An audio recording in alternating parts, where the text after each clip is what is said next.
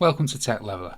I'm Lee, and in this quick video I'm going to show you how to remove the silent mode on the Nokia 105. As you can see here, the silent mode is currently on.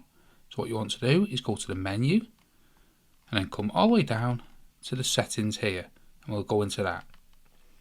Now you want to go into tone settings, and as you can see, the ring volume has no bar on it. You can go all the way right to turn it up. See, vibration alert is off, message tone is off, keypad tone is all the way down, warning tone is off as well. So what this has happened is that you have silent mode on. So we can go back and you can come down to profiles, and currently silent is on. So you can go to choose a different one. So if you want its silent mode to be off, I'd come down to loud here and select that, and then select activate with the middle button.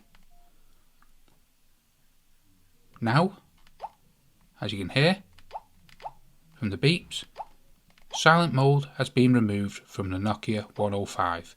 Hope you found that video helpful. If you did, smash the like button, smash the subscribe, and don't forget to check out this playlist here where we have many other Nokia 105 tutorials.